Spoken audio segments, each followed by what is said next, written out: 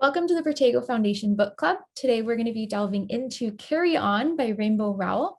I'm Allie and I will be leading the discussion today. So welcome back to those of you who have joined us for past sessions, and hello to everyone new. Also hello to everyone who's listening in later on our YouTube. Really excited to see all of you. Carry On. Have we all had any of you read this book before? We announced it for this month's book club. I have. Okay, Coley has. Cool.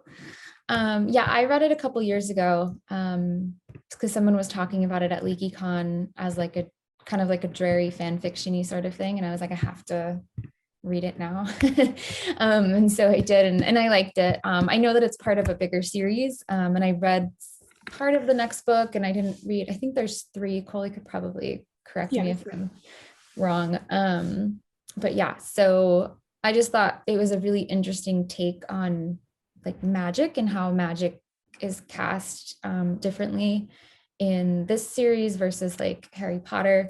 And it's not like an individual word that carries the magic in the spell itself. It's like a combination of words. It's phrases, ones that are spoken throughout the world and throughout in people and community, and that's how it's how the magic kind of grows that way. So I just thought it would be a cool kind of book for us to read for Fan Feature February. So the first question that I have is this fan fiction? And so there's a New York Times, or sorry, just Times article that we'll put in the chat, an article / interview with the author Rainbow Rowell that goes over how the author views the book. And the first sentence in the article says, "What do you call a work of fiction about another work of fiction that first appeared inside another work of fiction? You might say fan fiction had Rainbow Rowell not written all 3." So for those who don't know, there's a book called Fangirl that was written before this book. And in that book, the author created a character who read a series called Simon Snow and something, but it kind of like the Harry Potter and the blah, blah, blah, like the blah, blah. And so this character was really into the books. And so she started writing fan fiction about it. And her fan fiction had to do with 2 characters who were roommates, Simon and Baz. And so it's kind of interesting how that's a fictional book. And then in that book, the character writes fan fiction. And then this is the book based on the fan fiction that character writes. It's not exact because the author talks about how she has like a different voice than, a teenage girl writing fan fiction would have, and a different voice than like an author of this fiction would have. But it's just, it's an interesting sort of inception-y kind of thing. And the author goes on to explain in this interview that you can do a lot with characters who don't show up as much. So for instance, like Draco, that was the character she used as an example, because there isn't a lot of him in canon, and canon is like the officially accepted by, the author and the greater community for the most part. Coley and I both wrote theses on what canon is and all of that. So we could argue for and against that definition and kind of tweak it a little bit, but basically like the accepted truth of a story. And then you have headcanon, which is kind of what you think about in your own mind, like the things that you think should have happened and that you believe happened instead, or wherever that goes. But so in fan fiction, fan art, and anything created by fans, you can create the world that you want to see. And that's why we wanted to do Fan Feature February this month for at the Protego Foundation, because we know that there are a lot of things wrong with the Harry Potter books. We know that there are a lot of things wrong with the world and the way that, animals and other human or non-human animals and human animals are treated. And so we wanted to showcase the way that fans can make this world more beautiful and can take something and then change it and then make it what they want to see. So like, let's make Harry vegan, and let's make Hermione a high up member of the ministry, like fighting for creature rights, or maybe Luna is an animal healer. So we have the power as fans to create all of these things. So Carry On is not explicitly fan fiction, and it's not Harry Potter fan fiction by any definition of the term. It's not the same characters or anything. However, it is a story that takes inspiration from the wizarding world we know so well, but it has its own twist on how magic works. Let me just put this Times article in the chat real quick. Okay. So the main things that we see just like reading through, just even like if you skim the book, you would see stuff like very similar to Harry Potter dining hall sort of situation where there's food that's not so animal friendly, right? Like they list, and sometimes those like examples and definitions and like, or not definitions, but explanations of food and descriptions are like so long, and like even like as a non-vegan, you know, reading that, you would probably think like, just like so heavy, some of these meals. But so we see that that's kind of the main thing that stuck out to me. But I wanted to ask first if there were any particular quotes that anybody like wrote down or saved from the books that kind of stood out to you. And I have some to get us started unless somebody else has anything. Sure, Nicole. See if I can pull it up. The bit, but it was when Baz and Simon are talking about sort of the way that Baz has to eat, and just sort of the fact that he intrinsically has to sort of go and hunt for that. And I think the exact line was, "It's not like I'm a staunch vegetarian or anything." Mm-hmm. And just kind of the fact that, you know, conceptually most of the world would view like the vampire going out to like either snack on people or forest animals,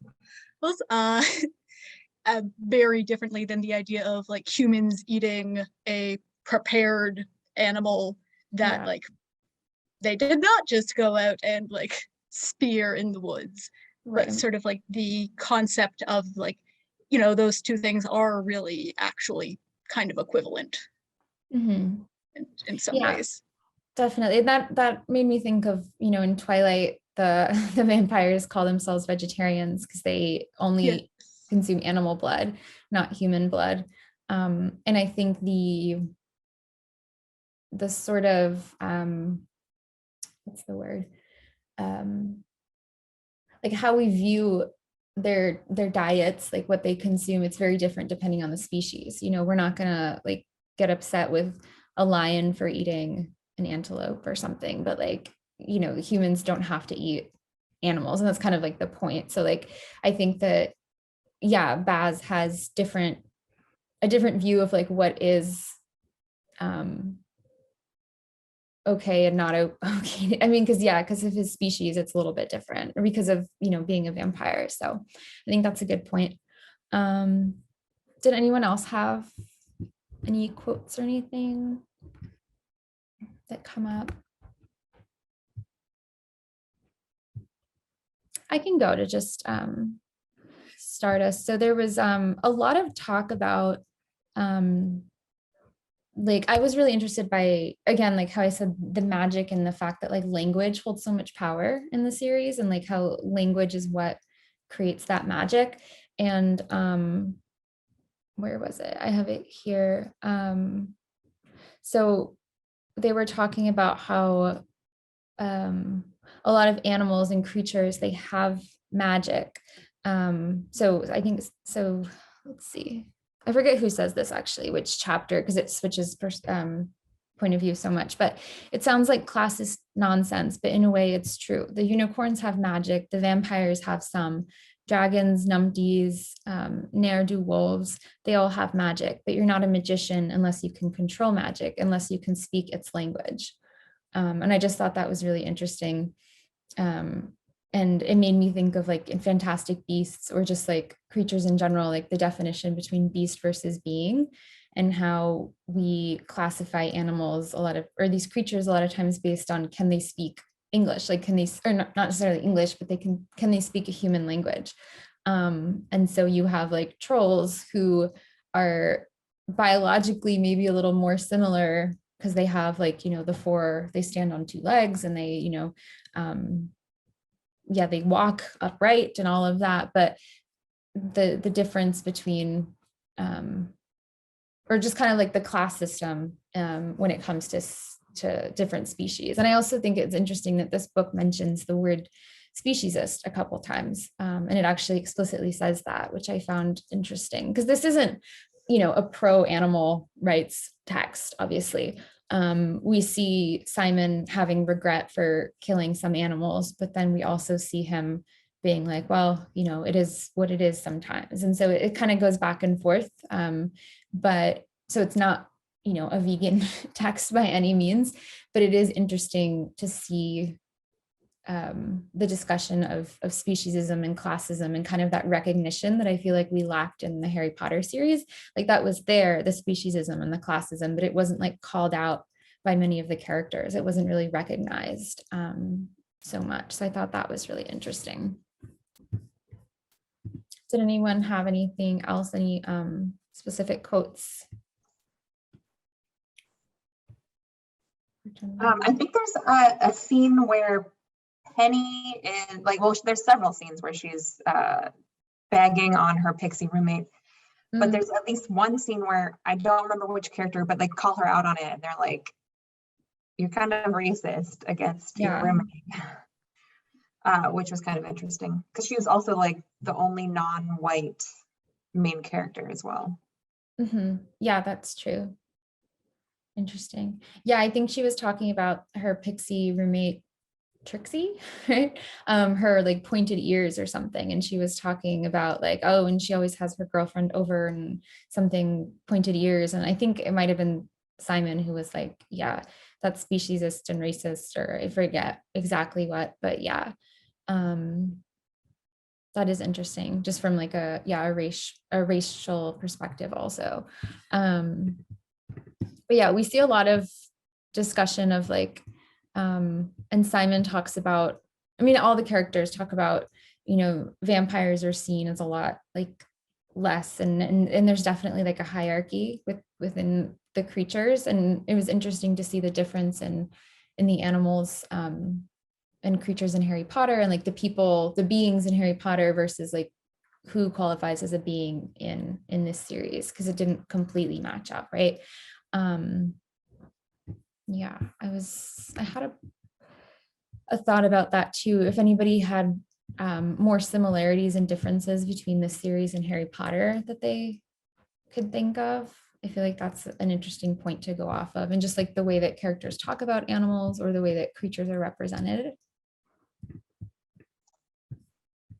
I mean, there's also the dragon that, Simon's gonna like trying to kill, and Baz like is like, she's just scared. Yeah. Like, we need to help her. And they end up helping her, which is interesting. And it kind of parallels a little bit with Harry Potter because they don't really think about the dragon. They use the dragon to escape out of Gringotts. But then like once they get out, they realize like how terrible that they were treated. And like they just wanted to be free. They didn't want to hurt anyone, which is kind of similar. Definitely. Yeah. I mean, even one of like the opening lines, I forget where, and I read it on Kindle, so I don't know if my page numbers line up with the actual page numbers of the book, but the first thing I highlighted was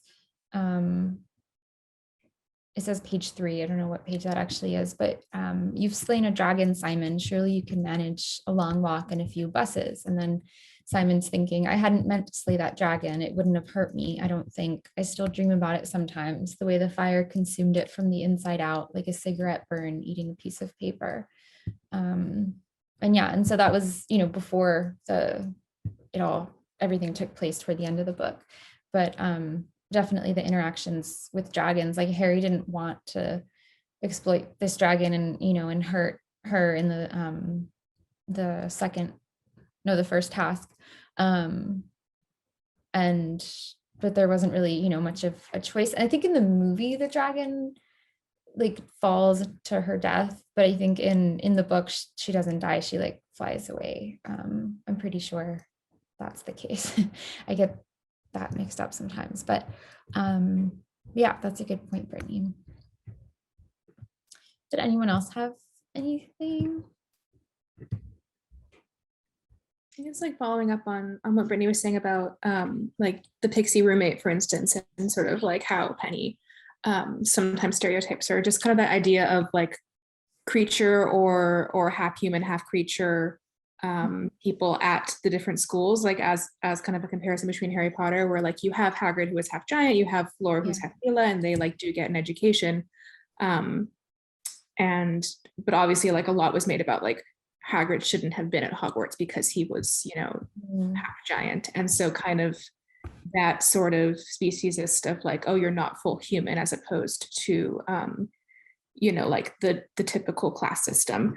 And then like within Carry On, that's kind of something as well, where I think, I forget if it was in this one or in a later one, where they talk about how the school used to be just to be open for, you know, the more elite magical families. And so like the current headmaster is the one who opened it to people who were like from, you know, who had maybe had less magic or were creatures or were partial creatures. And so that kind of idea of like it being the next step in sort of like the world that Harry Potter was trying to create, of that kind of like egalitarian balance between species.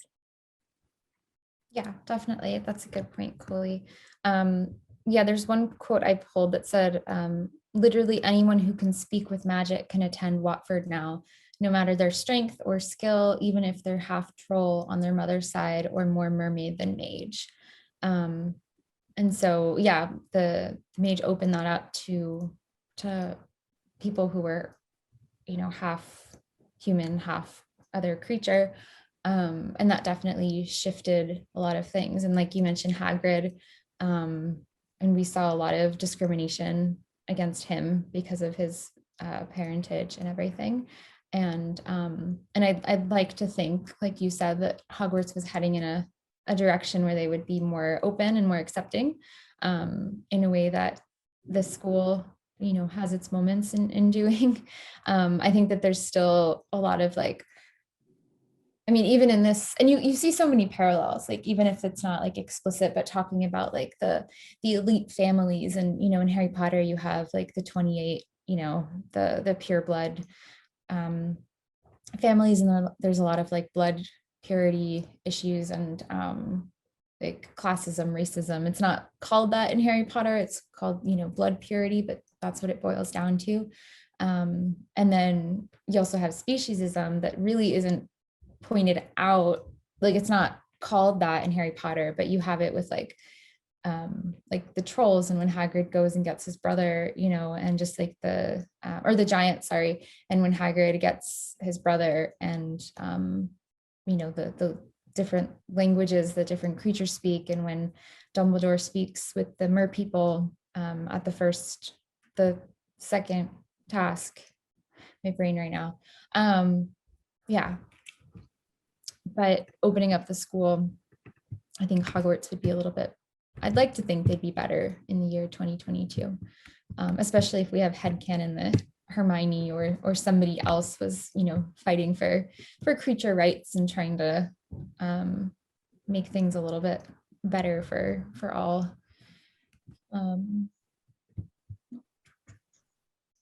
One thing that I read, just a quote, or one thing that I took from it, a quote where Simon and the mage were talking. This was kind of early on in the book, in like the first third of the book, I think, talking about the what were they called, the flibberty gibbets, the little like bee-like critters, and the mage said, well done, Simon, because he like got rid of them, I guess, and then by killing them. And then Simon said, I think I killed some other things too. Ebb found pheasants in the field, and Reese had a parakeet. And then the mage said, you did what you had to, and no one was hurt. And it just kind of struck me, and I was like, no one was hurt, but you were just talking about these animals who died and like no people were hurt.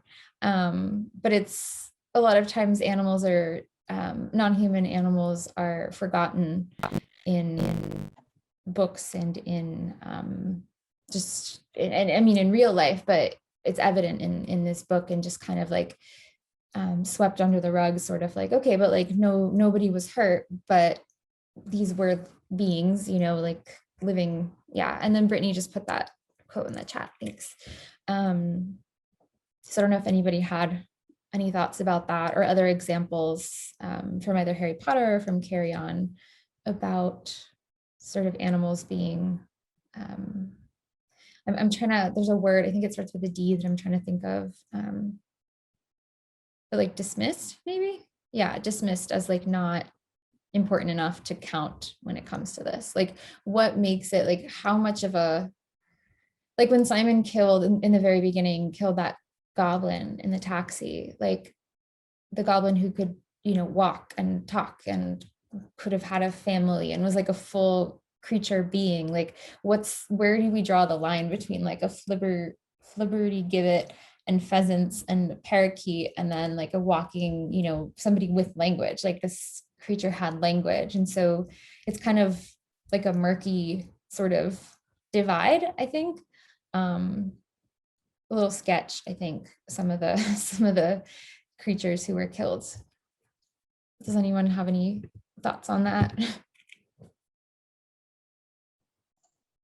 I think part of it too is aesthetics, because the numpties, like the main characters comment on that, like their appearance, or at least Baz does several times, about how they just look silly, and like you can barely tell that they're alive because they're like kind of gray and they move really slow, which I think to me also kind of points to, because they don't look nice, and their motivations might not be the same as a human, that they're also looked down on. Yeah, that's a good point. And we see that just in like the non-magical world with certain creatures who are looked down on more, because like we just had that episode of Protego cast with Tyler that we talked about pest control, and just like how some animals are seen as pests and some animals are, you know, seen as beloved companion animals. And a lot of it just has to do with like look, or yeah, kind of like that aesthetic thing. Like a pigeon versus a dove, or I don't know, like a rat in New York on the street versus a rat like in your home. I know that it's more than the aesthetic for that, but just kind of like that idea of like the black like subway rat, or like gray subway rat versus like a white fancy rat kind of buddy who you would see maybe in somebody's house. And that kind of made me think when you were, or when, I forget who said it, Coley, I think, about like the Velas and giants, and just kind of that discrimination that Hagrid and like people who had Vela ancestry were not, if I'm not mistaken, like nearly as like discriminated against, I think, as people who had other creature blood and other creature ancestry. And that could have a lot to do with aesthetic, because, you know, they were known for being like beautiful and having that ability to like draw people in. And so that definitely, I think, takes, definitely is part of that for sure.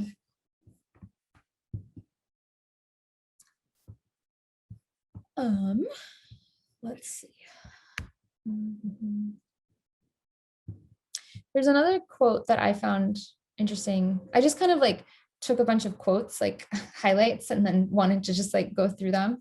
And if anybody has any other thoughts or anything, feel free to jump in. I usually that's a little bit more structured, but A, my brain isn't functioning right now, and B, we're a small group, so I kind of want it to be like collaborative and everything. But I don't mind talking. I just don't want to, if you all are sick of my voice, I want you to jump in as much as you would like.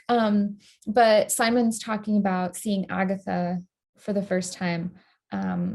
And he says, I remember seeing her and thinking that I'd never seen anything so beautiful. And that if you were that beautiful, that graceful, nothing could ever really touch you. It would be like being a lion or a unicorn. Nobody could really touch you because you wouldn't even be on the same plane as everyone else. And I thought that was a really interesting, like you could see that quote and just be like, okay, she was not really otherworldly. I guess for unicorn, yes, for lion, not so much, but she was just in his eyes, like at a different level. But as we see in the Muggle world, lions are touched, right? They are hunted. People can get to them. And then unicorns as well. For instance, their tail hair being used in wands and their blood for elixir and everything. So I thought that was an interesting quote. Sorry, I just saw, I was looking in the chat. Okay. I just saw Valerie's comment a while back when we were talking, when I mentioned Twilight about the vegetarian vampires. Yeah, at first I was like, ooh, vegetarian like representation. And then I was like, because at the time I was vegetarian, and when it came out in 2008, I think the movies, and when I was reading the books before that as well. But yeah, not great representation of vegetarianism. And then I would actually love to see like a vampire, like an actual vegan vampire, where they have to like, because we've talked about this before, and brewing potions, for instance, with animal, yeah, it's, Valerie says it's literally the opposite of what the term means, just call it something else. So true. But we talked about potions, and there was a fanfic that I read, I think it was called Azoth, Azoth maybe, where the main characters in the fic are trying to create this potion, but they don't have all of the ingredients or something. And so they end up finding ingredients that have similar, like kind of like similar genetic or chemical makeup to these ingredients. So like if, you know, I'm trying to think of like slugs, for instance, if they're in a potion and they have like a certain acidity and consistency or something, then maybe you could use like sliced kiwi or something. I don't know. They like would find something that kind of could be used instead. And I feel like it would be so interesting for there to be some kind of like fake blood made specifically for vampires who didn't want to consume like actual living being blood, then have like actual vegetarian or vegan vampires. That's a tangent, but yes, Humphrey, go ahead. Yeah, I was just sorry, I've been not present, but actually because I haven't read the book, and so I've been just listening to you all, and it's my first time too. But Yeah, it was interesting what you spoke about. Of course, you know, you were speaking you know, from a magic perspective. But yeah, like, you know, I was thinking that, yeah, like if there could be science, you know, somewhere in between that, so they could really make you know, like, of course, like in science they can make blood and you know, organs from stem cells, you know, in the lab. So maybe in the magic world too, they could make something, you know, out of something, like not so by not hurting animals especially, right? So it could happen for sure. Of course, that would be really interesting to see. You know, it depends on, you know, who's the author, who's, you know, writing the story, and who's making the movie later on. So yeah. Yeah, definitely. That's, yeah, I think that would be cool. And I just saw in the chat that Coley and Brittany said that that's the premise of True Blood, and I've never seen True Blood, but maybe I will watch that now because that sounds cool. We end up drinking human blood anyway, but like what is interesting about that is that like having the synthetic blood allows vampires to enter human society and like come out of the shadows, as it were, to because they no longer have to hunt humans. And so it's just interesting in that sort of sense, like we were talking about earlier, of like you know, kind of leveling those playing fields between species and like, you know, no longer having that sort of hierarchy. Yeah, that's cool. That's true. maybe we'll have not a book club, but like a. It is actually. I wanted to add something over here. I guess I saw maybe a series or a movie somewhere. Like of course, vampires normally hunt humans and drink their blood. But I guess I saw, I don't remember where it was from, but like vampires hunting only animals. Like they were called like vegetarians. Vegetarians vampires. So like they would only hunt animals, small animals, like wild animals, you can say so, or maybe just to save any other animal like that. So they would only hunt animals to drink the blood and not hunt humans and all. So it was kind of like that, but yeah, of course, a new perspective is needed in all that for sure. Yeah. Yeah. And you said a new perspective is needed. And the last comment you made ended with it depends on who writes it. And I was gonna make a comment on that because that's a really interesting, just depending on who writes it, a new perspective. And that's kind of why I'm such a big fan of fan fiction and fan art and just fan created spaces, because yes, we can create a new fiction, right? Like that's not based on something else that has all of these things, but there's also the ability to like change a world that we already know and add to it and make it, a better place for animals, a better place for humans, a better place for the readers also, to kind of get rid of a lot of the stuff that maybe an author stands for, or that you can see in a book, or like racism or sexism or fat phobia and all of those things. And so these fan creative spaces are a lot more inclusive usually, and a lot more celebratory of the people who are reading these things or watching these shows or movies or listening to music. Even there's fanfic music stuff as well. So yeah. Okay. Such cool conversation.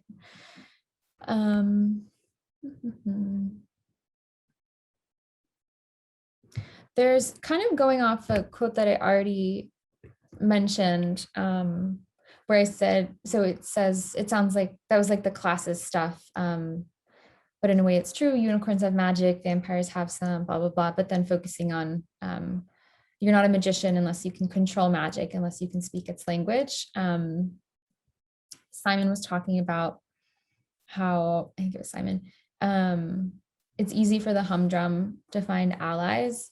Every dark creature in this world and its neighbors would love to see the mages fall. The vampires, the werewolves, the demons and the banshees, the manticores, the goblins, they all resent us. We can control magic and they can't. Plus, we keep them in check. If the dark things had their way, the normal world would be chaos. They'd treat regular people like livestock. We magicians need the normals to live their normal lives relatively unaffected by magic. And just the comparison, anytime I hear the comparison of like people treated like livestock, and depending in the situation, that's a lot more complex than we'll get into here. But for instance, in the intro, I only watched like 3 episodes maybe of what was it? Not Full Metal, no, Attack on Titan. Right? Yeah, and the intro song talks about treating these humans like livestock, and just making that comparison and recognizing that being treated like livestock is bad, and then people not doing anything about that, I've always found just interesting. Or like treated him like an animal, right? Or treated them like a dog or something. And it's just kind of interesting that we use animal language to portray negative treatment of humans, because that's just kind of accepted in a lot of ways. And also another layer of this quote that I'll just pop in the chat. Just every dark creature, right? So immediately, like the way that we classify animals and we say, like, for instance, farm animals, right? Or I'm trying to think, like domestic animals, or so we kind of group them based on, or like, I don't know, I'm sure, like pest animals, right? And so we group them based on how they interact with humans and what good they are for us, or how useful or pest-like, or how much of a nuisance they are, right? For like rats and mice and bugs and pigeons and everybody in like New York City. I'm in New York, by the way, Humphrey. I think everyone else knows that, but that's why I reference New York a lot, in case you're wondering. And yeah, and so I think it's interesting that these creatures are all classified together as dark creatures. Vampires, werewolves, demons, banshees, because that's just another example of sort of creating those boxes and forcing creatures into those, and just kind of being very like not like accepting of, I mean, obviously Simon changes his mind about Baz in the end, or over time. Yeah, but just kind of getting that. Hi, Catherine. Hello. Okay. So you think about like who is doing that classification too, right? It's like, are, you know, the vampires and werewolves and banshees getting together and saying, oh, we're dark creatures? Or is that like the mages deciding that they're dark creatures, kind of like you're saying, in the way that humans categorize different, you know, non-human animals based on how they interact with us? Definitely, like who is doing that classifying? Because there have been, you know, groups of people over time who are putting forth, you know, negative ideas and, you know, negative narratives into the world, and they take pride in being, you know, outsiders, or like strong, like they, I don't know, I'm thinking of like groups in throughout history who have been like racist, or yeah, like nationalist sort of groups, kind of owning that, how, oh, like we are these creatures, and we are, you know, they don't say we are these creatures, but we are separate from these people because of X, Y, and Z. But I think that in this case, or like in the case of Harry Potter, these creatures aren't like calling themselves dark creatures. And we could also get into the symbolism of like dark and light, and like colorism and all of that, which is really interesting, a really interesting topic as well. But that's probably that could be a whole other book club. So also, there's one other thing with the second half of that, with the we need normals to live their normal lives, is they're also not like letting normals go on their own for the good of the normals. They're they're making sure the normals can live on their own, because that's what means they have magic. The fact the fact that the normals are living as they are, they're coming up with the phrases that they can then use as magic words. The normals kind of end up being a huge source of the magician's powers, versus for the dark creatures, like they would use the normals like in ways where like they need them controlled rather than free. So it's just kind of like the mages, it's not a altruistic protection of the mortals. It is actually, ironically, a lot like a livestock situation, just sort of more along the lines of what you would do with like chickens for eggs rather than like chickens for meat. Is you're keeping them in a specific environment to make sure that you can extract what you want from them, versus keeping them in a different environment to extract their lives from them. Yeah, it's a different form of exploitation. It's like a what's the term, like a long con versus like a short, you know, it's like you're using them for a longer kind of exploitation versus just like an immediate thing. That reminded me of a highlight that I made about, Simon was talking about the goblins and said, or just about goblins, this was again in the beginning of the book, probably just another revenge run then. The goblins have been after me ever since I helped the coven drive them out of Essex. They were gobbling up drunk people in club bathrooms, and the mage was worried about losing regional slang.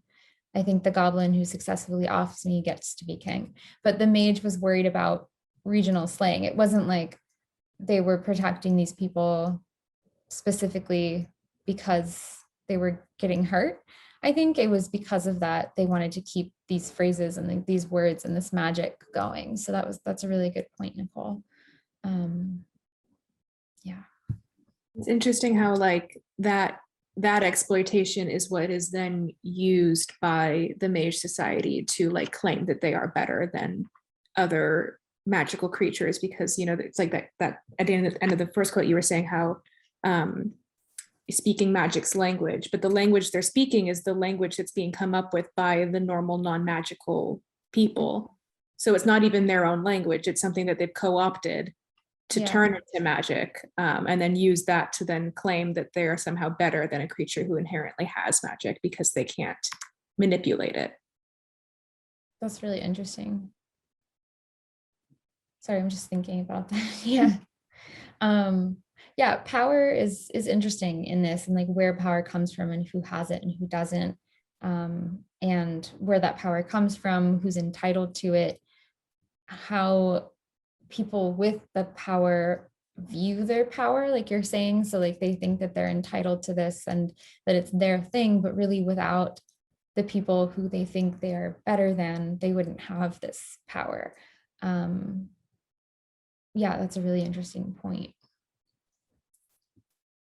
It was interesting, like towards the end of the book, when they kind of talk about that, when they make the realization of whence power comes from. They also talk about how like there's a finite amount of magic. So like Simon's pulling like massive amounts out of like these like this undercurrent of magic that's everywhere. But the rest of the magicians, they're still going off of that finite amount of magic. So the way that it's set up is that there's always going to be a hierarchy of who has more and who has less magic, because of the way that they're coupling, and because like they're all drawing from these same stores. And like it was just really interesting the way they talked about it, that it made me think that like a utopia where like everyone had the same amount of magic and it was all fine would just like never happen, because they're all like drawing from these same stores. Like with California, all these like farms, like farmers are like pulling water from the ground, and there's so little water left. But like some of these farms, you'll still hear that like they're just trying to like draw as much water as they can while they can, until like before the water dries up. So it's like, I think that kind of made me think of the same thing with this, where some people are going to take as much as they can, and like pull it, if they can, they're going to pull as much of the magical stores as they can. Yeah, sometimes that made me think, not super related, but my parents live upstate in New York, and they can't get like rapid tests anywhere, like the take-home ones. And I went to a CVS here in Brooklyn, and I went up to ask the pharmacist if they had any, because then I was going to send them up to my parents, and they had like shelves and shelves and shelves of these tests. And I thought like, so then I bought like 7 of them.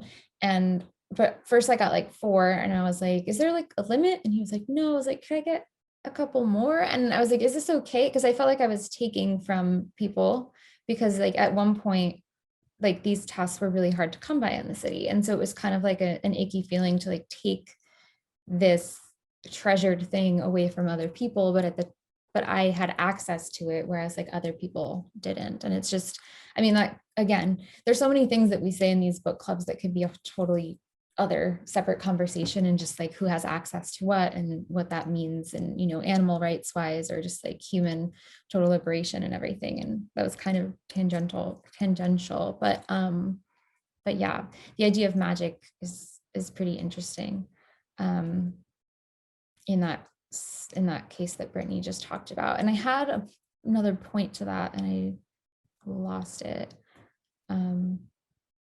Oh, so in Harry Potter, okay, so the idea of, yeah, like partnering in this, like magic kind of gets depleted.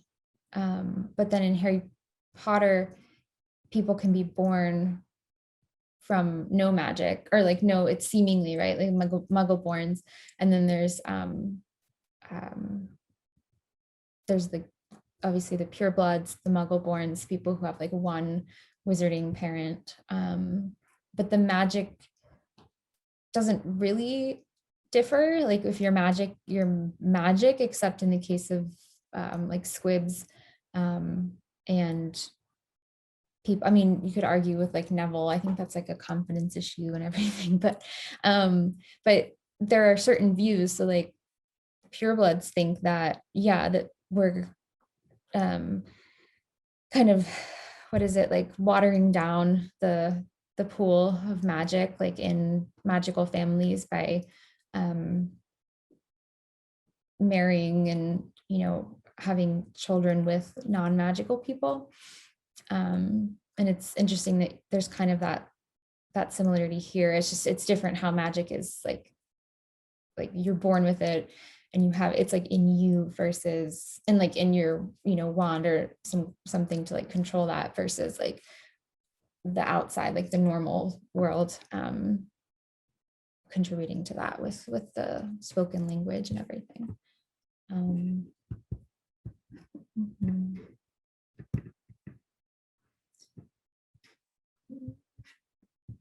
Cool. Does anyone have any other quotes or anything? I have a couple more, but if anybody else had or any thoughts about that, anything we've talked about in general. Yeah, I have one other thing I thought I would mention. I thought it was interesting that like Ebb's character is, you know, very similar to Hagrid, except for the fact that she's not part giant. She's a super powerful mage. But it was interesting that the characters, like the way they talked about her, sounded like exactly like characters talk about Hagrid. Like they talk down about him. And in this case, like they like working with animals was not seen as a desirable career move for her. And like, yeah, like they didn't respect her, all this stuff, just because like she was able to communicate with animals, which you would think would be like a really cool power to have. Yeah, I think we would all want that power. That would be fun. Yeah, definitely a lot of kind of mirror things there with Hagrid and with Ebb. And I feel like that also says a lot about, you know, like classism and like job sort of discrimination and stuff too, and like working with animals, working with your hands versus working in like an academic setting, right? Like the people who were teaching at the school were seen as like higher up than Hagrid and then Ebb, even though Hagrid did teach. And yeah, but that's a good point too, the similarities there.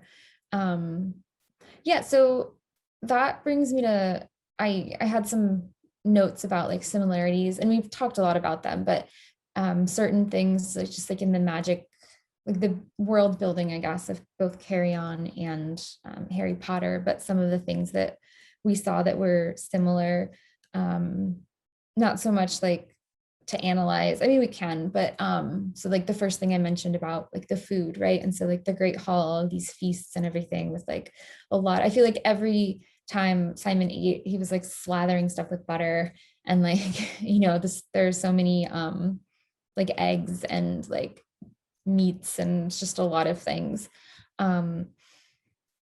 Communication wise, birds carrying notes, I thought was interesting, because, you know, we have owl post in Harry Potter, and at one point the mage sends Simon a note, and like during class, and Simon like doesn't really, he kind of takes his time, and then he's like, well, I forget which teacher that was, if that was the Minotaur or what, said if it were like urgent, you would have sent a bigger bird. And I thought that was just interesting that the birds like signify could be like urgency depending on like what bird you send. Because in Harry Potter, it's just owls, except for when Sirius sends a letter with like a tropical bird. But yeah, does anyone have any thoughts about that? Just kind of, it's not really super deep, but just the similarities with birds.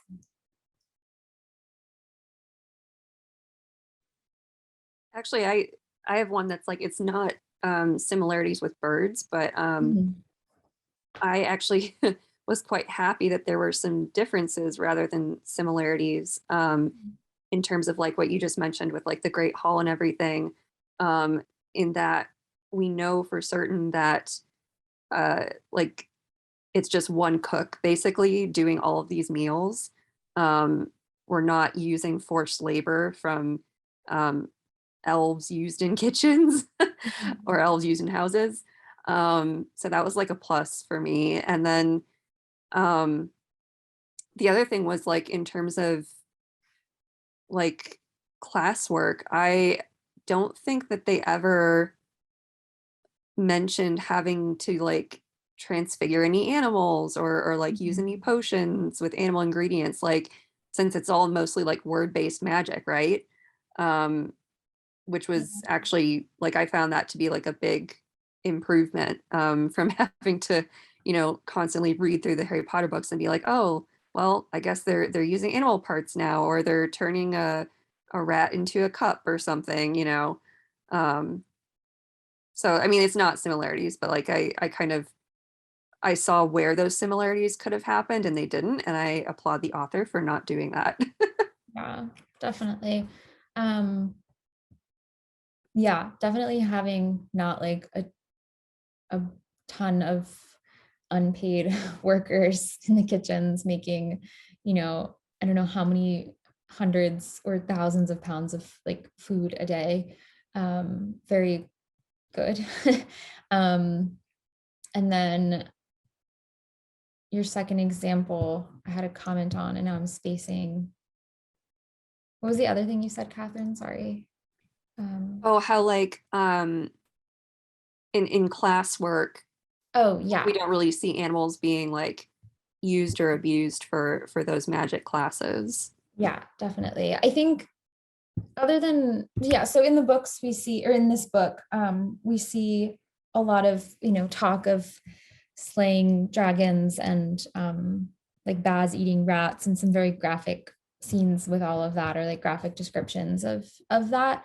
But you're right in that we don't see it for like potions, ingredients and stuff, because you'll just be reading Harry Potter and it'll be like, oh, everything's nice, and then it'll be like rat tails, and you're just, it kind of just like throws you off. And I feel like there's less of that here. The only times that happened in this was, I think, when they were eating, which in my head it can all just be like Gardein or Morningstar, or like you know, Impossible roast beef, or whatever kind of vegan substitute we want to do, some tofu. I would love to see like a mainstream fantasy book with people eating tofu. Like I would love to see that, or like seitan or something. To be honest, like that could have been the case with this book, because I feel like well, obviously it was written in very modern times, like not in the 90s. And like there were so many references to like foods that like normal people actually eat in Britain. And Britain, obviously, like UK is like one of the best places for vegan substitutes. So like I don't think it would have been like surprising to find like any of those foods being served in the Great Hall, or whatever they called it. Or like having the kids, you know, if they go home for the holidays and then, you know, they have like a vegan dinner or something with their family. Like I don't see that being as out of the realm of possibility as it was sort of in Harry Potter. Yeah, I think this book takes you out of the fantasy feeling a lot more than Harry Potter, because Harry Potter is a lot more like that magical, and I know that magical people in Carry On are also more, you know, they're secluded, they're not like living as much with like the normals as, you know, maybe other fantasy series and stuff. But in Harry Potter, it's like you're in another time period. Like it feels, and it was a different time period. It was like the 90s, but it feels like the 1890s or like 1790s sometimes, or even like earlier than that, because there's no, you know, the like electronics don't work. Everything is like lamps, and lamps is in like, you know, oil lamps and stuff with hopefully some kind of vegan oil. But the only mention of like animal parts being used or something was when I think it was let me see, hold on. I forget who it was, but talking about I found one that I actually pulled from the books, but it wasn't for like classwork. It was, I think, chapter 68.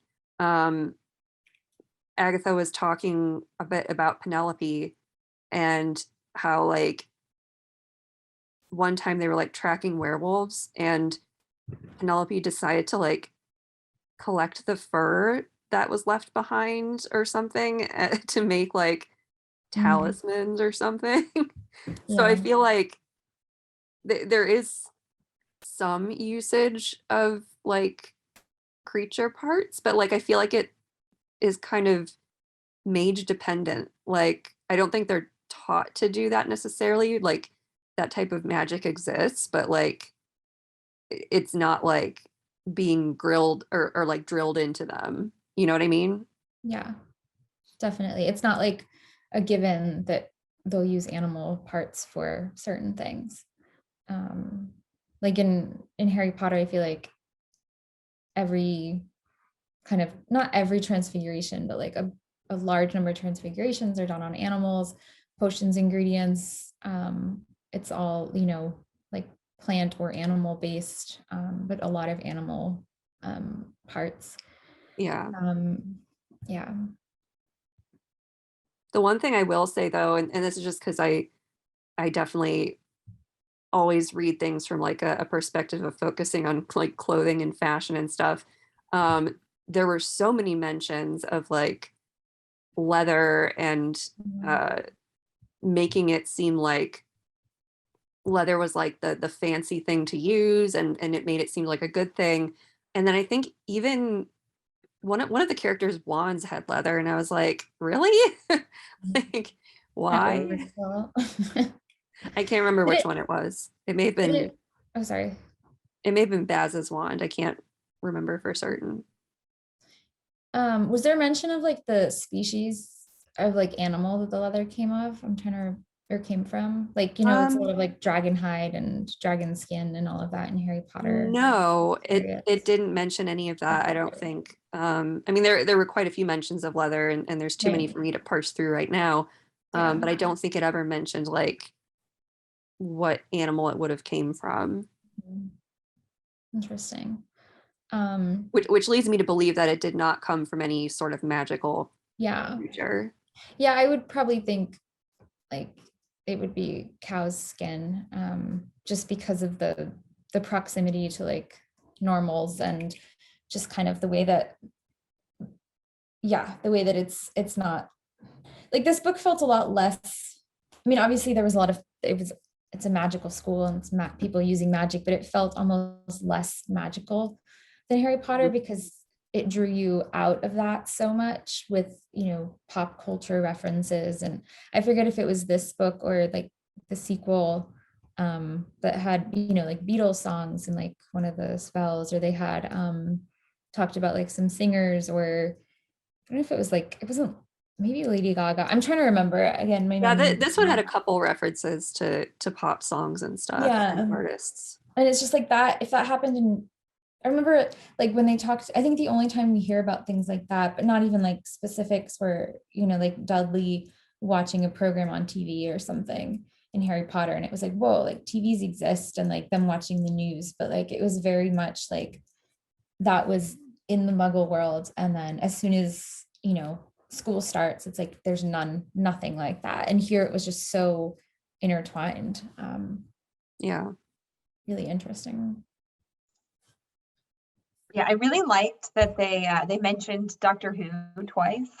Like, different characters were into Doctor Who. I think one of Baz's cousins, and then like Simon makes like Agatha's family watch Doctor Who on Boxing Day or Christmas Day. But I thought it was interesting that they mentioned it because there's like a Doctor Who episode called The Shakespeare Code that's like all about the power of words, and it seemed like that was like the whole point in the spells in this book, is like you have to find the right key, the right phrase, like the power behind the words, which I thought was kind of cool. Definitely. At one point, I'm going to search it in my Kindle app right now. I'm not texting. So Shakespeare, at one point, Simon Shakespeare is has doing, good words for spells, yeah. and so Simon's trying to cast, or he's trying to cast magic on some chess pieces, and says the game is on as like a spell, and then it says the bishop falls over. I try again. The game is afoot. Nothing happens. This phrase has got to be good for something. I say it's Shakespeare plus Sherlock Holmes.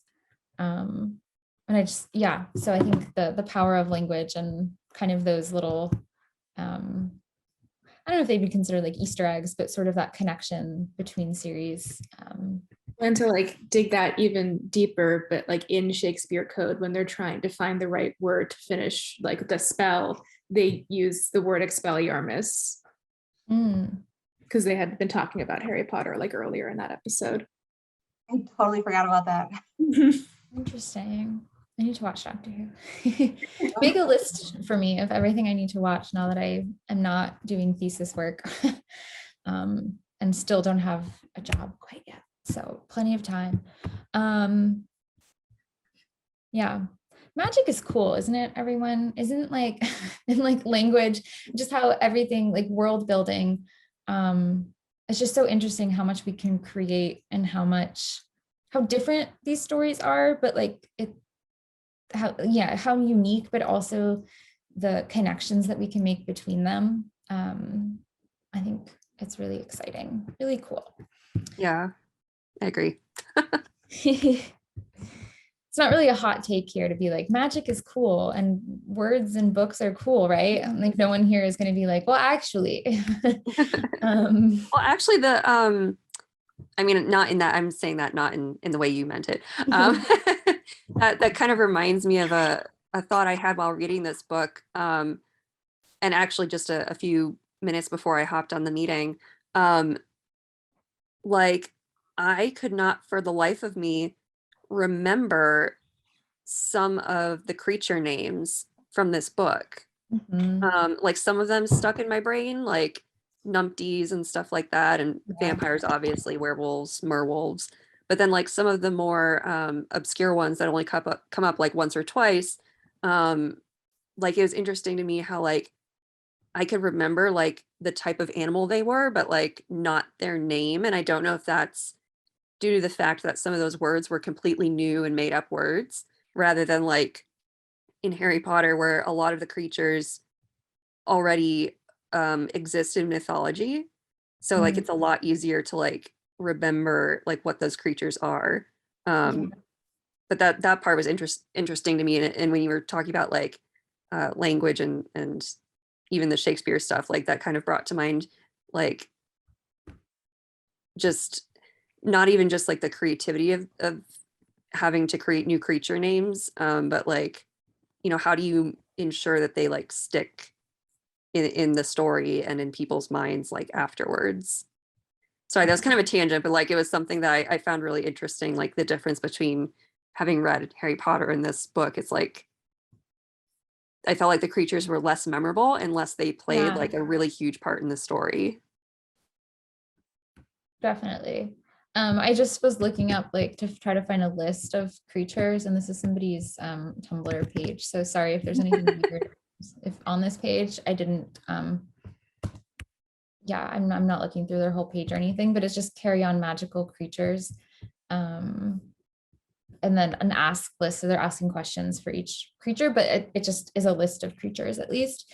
I think a lot of the, I was thinking about that. This book is a lot more like playful. I remember reading it for the first time, and even like the insidious humdrum, like, and I just like, you have to like laugh at that, right? I mean, it's just like scary sort of, but then he has like the face of an 11-year-old boy. It's just an interesting, like, it's a lot more playful, I think, than Harry Potter. And like you said, Catherine, Harry Potter takes a lot more from like mythology, and this series is a lot more like kind of, it's not light, well, it is lighter, but it's like,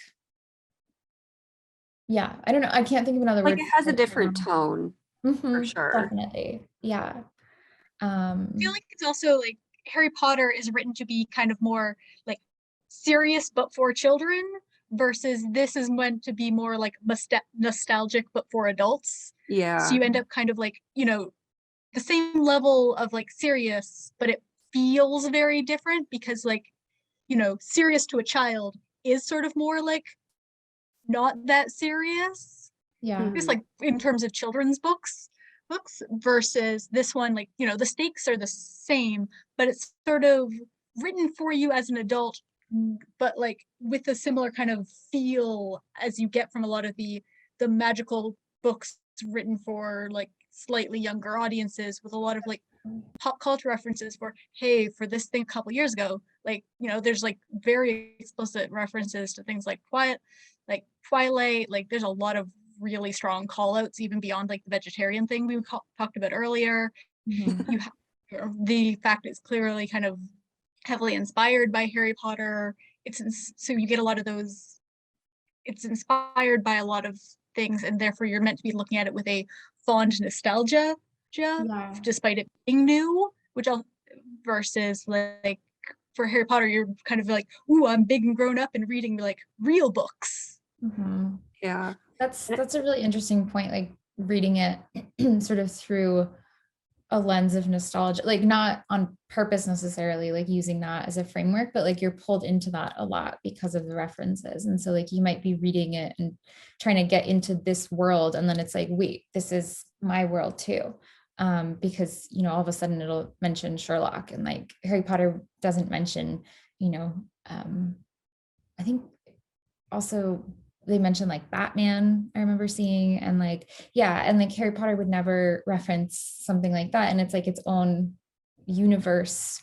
And like you said, yeah, it's a book written for children, but with like higher or like darker themes and stuff. But this is a book written for adults or like young adults, but with those kind of callbacks to childhood. So definitely an interesting form of writing.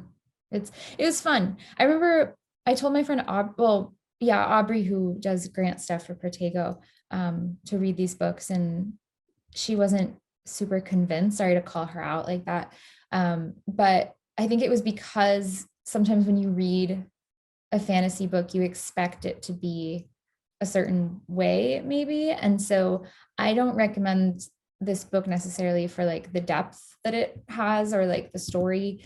I don't think that it's like life-changing necessarily, but I think that it's just interesting to kind of see a book, hey Ryan, that is so heavily inspired by Harry Potter, in kind of this lighter, more playful, but still written for an older audience.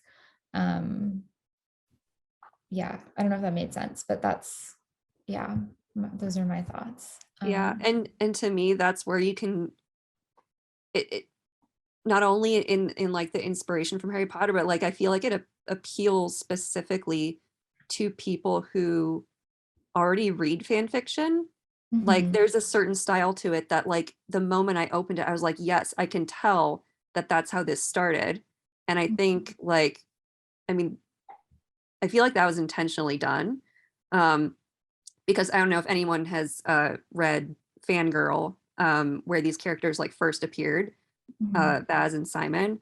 But like, so it started out in that story as like a girl writing fan fiction about these two characters who had been written about by another author.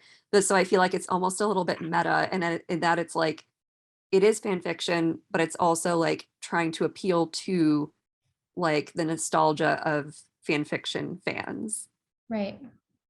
Definitely. Because it is its own. And Catherine, before you joined, we talked a little bit about that. And just kind of how it is its own story. And like the author does say in like an interview that the Simon and Baz and Carry On, even though it's heavily based on that fan fiction, because like when Kath was writing that in Fangirl, was writing it as, you know, a teenage author, that the actual published book Carry On has a different voice because of that difference. And it's just interesting, but I think that sort of nostalgia for fan fiction, definitely. And this was, I think, the author's first like fantasy novel. I think everything else that Rainbow had written was like just regular fiction. And so I think that fan fiction probably gave the author that ability to kind of dive into like a new genre and a new way of writing also, which is interesting. Yeah, and I mean, this is sort of a tangent, but I find it interesting that a lot of the fan fictions that we see inspired by Harry Potter kind of do end up becoming their own thing and like making it as their own sort of like fantasy series or whatever. Especially because like in terms of fan fiction, I think Harry Potter is like the not the seminal example of fan fiction in fandom, but like it was really instrumental in kind of creating that as like a legit writing genre. And I know Tyler could probably talk about this way better than I could about like some sort of the legal battles involved in dealing with fan fiction and Harry Potter and stuff like that. But so like kind of seeing all of those things that were inspired by Harry Potter becoming new and inventive and having success in their own right is actually really kind of exciting. Mm-hmm. It's definitely like the seminal fan fiction for the internet age, right? Because Harry Potter is coming out sort of right at the time that we were all starting to go on the internet and sort of have that connectivity. And so it was, you know, because fan fiction before was something that was going to be more insular or distributed in zines, and there was going to be, you know, a much smaller readership, whereas like Harry Potter coming around the same time as like message boards meant that you suddenly had the ability to share this writing with, you know, a global community. And so that's sort of when that legal battle became more of a thing, right? Because it used to be like this sort of niche, you know, wasn't hurting anybody, but now it's out in the world, everyone can see it. Should it be regulated? And is it, you know, detracting from copyrights and those sort of things? And like, I don't want to like go into a whole thing of Harry Potter and copyright, but at the start, it wasn't that big of a deal. JKR was like okay with people doing fan fiction. It wasn't really until WB got involved that they started stamping down on fan sites and fan fiction because they didn't want their, you know, their copyright to take away from ticket sales or merch sales and things like that. But fan fiction, and so like in the early days of fan fiction online, there was all those disclaimers of people being like, I don't own these characters, you know, this is all inspired by this world. Those callouts weren't strictly necessary because you could tell that it was fan fiction. It wasn't being produced on a, you know, platform, you know, it was on fanfiction.net. So it's, you know, something that you can tell is fan fiction and was like allowed under free trade and fair use. And so all those things, but it definitely started to become more of like a battle when people tried to then monetize it, obviously, right? Of like selling things on Amazon or like trying to get crowdfunding. And then it sort of became more of a battle. Yeah. Yeah, that's, I'm glad you have some of that insight. I was definitely not into fan fiction at that point in my life. So like I missed that whole thing, and all I've definitely like read up on it, but yeah. No, that's For more- interesting. Oh, I was just gonna say, for more information on authorship, read Coley's Read my 100-page thesis. thesis Yeah, 115 pages. on that. Ethnicity and fan ownership. I was wondering, because I wasn't here for the earlier part of the meeting, but I was like, you sound very, very knowledgeable. I wonder what your expertise is there. Yeah, Coley and I went to we were in the same program, and she graduated like a year before me, but in Harry Potter, and her thesis was Harry Potter and Game of Thrones. Well, I mean, you can talk about it if you'd like, but canonicity and authorship and that kind of negotiation that fans do to, and then mine was Harry Potter and animal rights, but yeah, we had the same. So you had some of that. Your advisor and my kind of like semi-advisor. Yeah, but I love this conversation because definitely Protego has its own version of having to straddle that line of not infringing on anyone's intellectual property. Yeah. I mentioned Protego in my thesis, as per Allie was some stuff. Yeah. Throw in some fan organizations and Nice. I quoted Coley in my thesis. So there you go. Yeah, and you mentioned something that I wanted to speak to, and I'm trying to remember. And this isn't really like animal rightsy or even Carry On related, but just the idea of like Harry Potter. I think I included a graph, or like I talked about like the number of fan fictions that there are for different books and series and stuff, and like Harry Potter is way up there, like Sherlock is up there, Supernatural is like beyond up there, and a lot of these things have to do, like a lot of the fan fictions, I mean, fan fiction is people reshaping the story the way they want to see it, right? And so the more, it's not really indicative of there being an issue with the story, the original narrative, but I think like it just shows the creativity of the fans and just the inspiration that the original work gives in order to like, to build upon that and then create something. Could be a good thing because it's an inspirational text. It could be a bad thing because there's all these, issues X, Y, and Z that we want to change. But either way, I think it just shows a lot about the commitment that fans have to fan communities also, because not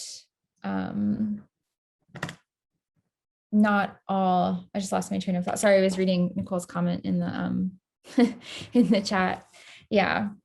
So yeah, it's interesting. I think fan creations are just really powerful, and because fans don't always agree with the author of a text, as we all know. Fans don't always agree with what's considered canon, and I think that a lot of times the greater fan community has an idea and wants to see that implemented, and a fan, will take that and run with it and create something really wonderful with that. But yeah, cool. Yeah, it's also kind of interesting though that like, I mean, I could talk about this subject for a while because I'm like fascinated by it, but like I remember in college like really studying in my linguistics classes like death of the author and like the whole point, like different schools of thought, and like so many people now I feel like in a lot of different fandoms are so deferential to the entity that created it, whereas like other ways of looking at it is like anything that's outside of the actual text, it's all like headcanon, like you can create like the rest of the story that you want in your own head. But also just like thinking about like fan fiction and like how it's oftentimes treated as less than, but then if you think about like Disney built their backs on all of these like free properties that were no longer under copyright, fairy tales, all this other stuff that technically, like if you were to classify it, would be fantasy characters. Yeah. And similar to that is just the idea of like, when you think of like other great writers through history, like Shakespeare, the majority of his works were adaptations of stories from other cultures or other places. And so just this idea that sort of writing and borrowing from other stories and recreating stories has always been done. Or like Dante's Inferno being Virgilian self-insert fan fiction is like one of my favorite ones to throw out there. But for some reason, when it turns to like, it was, you know, primarily women or women identifying people on the internet writing fan fiction, then suddenly it gets sort of degraded and seen as less than, and seen as an amateur, more practice than something that could actually, you know, be monetizable. Yeah. Yeah, and that lends to, you know, a conversation we could have about, yeah, like you said, things that are monetizable, and like what constitutes that, and what authors do we respect, and what pieces of literature or pieces of art do we respect versus not, or consider to be worthy of, you know, praise versus, yeah, because fan fiction definitely does have a lot of negative connotations, and it's like, oh, it's just like, you know, teenage girls, or like, you know, women writing, people who identify as such, like writing in, you know, about cute relationships and like this and that, and like, yeah, there's a lot of that, but also a lot of times fan fictions, I mean, I've read some fan fictions that have like very little like romance at all, and it's like world building and politics and law and like really cool, but there's also a lot of, you know, shipping and stuff, because representation matters, and there's a lot of like changing, you know, races of characters, because representation matters. And when you have a story like, you know, like Harry Potter that has like, I could count on one hand probably the number of characters of color, and then I can count on like no hands the number of queer characters until later on. Like, that's why fan fiction is written a lot of times, because we want representation. We want to be able to see ourselves in these stories and be able to, yeah, so good points. Ooh, this conversation kind of devolved, but I love. Well, I mean, that brings it right back into Carry On, right? Of looking at it as Harry Potter fan fiction, like it basically is dreary fan fiction of looking at these two boys in the canon who had a very close relationship and turning it into a book, or like, what if, you know, we actually explored that, you know, enemies to lovers relationship and saw them, you know, build something together. Definitely. Yeah. And even in the beginning of Carry On, like every other page, Simon was talking about how he followed Baz here and he followed Baz there. And I was like, is this just like Half-Blood Prince and just like stalking, like Harry stalking Draco, like everywhere? Yeah, I definitely read Carry On specifically because I was at a panel in Leaky and people were talking about fan fiction that they liked. And at the time, I hadn't really read much fan fiction. Like when I met Coley, I had maybe like 4 or 5 fanfics on my list that I had read, and you gave me some recs, and now that list is up to like an embarrassing number. Not an embarrassing number, I'm a number I'm proud of, because fan fiction is cool and it's worthy and we should all read it, but it's a lot of time spent reading fan fiction. But yeah, I think that that definitely drew me in, was because it was, you know, queer characters and characters, like a relationship that we didn't get to see happen in the original like books canon. Yeah, so yeah, like I picked up Carry On like immediately after putting down the script of Cursed Child, because I was just so upset by like all the queer coding and queer baiting and that I was like, I need something to, you know, make my brain feel better. And so I was like, oh, Carry On, so I can get that same sort of idea of like, you know, the Slytherin and boys like roommates to lovers type of thing. Yeah, my sorry, I'm gonna grab for my birthday a couple weeks ago, my friend or my roommate got her best friend to draw this for me. She what's the word, Commissioned it. Thank you. Yeah, so those are my boys. So cute. Anyway, that's all. So yes, we love the Slytherin and the Gryffindor and the yeah, I think this book, while it also had its, you know, animal rights wise, again, like I mentioned before, it's not a vegan text, it's not an animal rights text, but I think it offered us a lot to kind of make up for things that our beloved Harry Potter series lacks. And it also leaves room for maybe another series that can kind of be inspired by both of these series that has everything we want. So we want like a book with queer relationships and like POC main characters, and yeah, like one staff member in the kitchen paid very well for their hard work, like all of these things. So somebody make that happen, because that would be nice. But yeah, transformative works. Okay, well, I think that's it for the time. Yeah, that's it for today's book club. That went by quickly. Thank you everyone for coming. Brittany's gonna pop a couple links in the chat. I know everyone here knows the Protego Foundation very well, but for anybody who's watching this on YouTube later, just know that you can find all of these links on our website, and feel free to reach out to us anywhere on social. And yeah, so the discussion is going to be available on our YouTube channel and the website in a couple of days. So definitely be on the lookout for that. Visit our website, protegofoundation.org. We would also love if you joined us on our Discord and we can continue these discussions. We have a channel specifically for book club. So if you have any other thoughts, definitely let us know. And yeah, so thank you so much for coming. This was fun. This was cool. I like this. I'm probably going to go in the Discord and put like thoughts that I have, because I feel like I have more thoughts about this book. But yeah, or just conversation in general. Yeah, cool. Okay. Bye. Bye. Bye. Thanks, everyone. Everyone.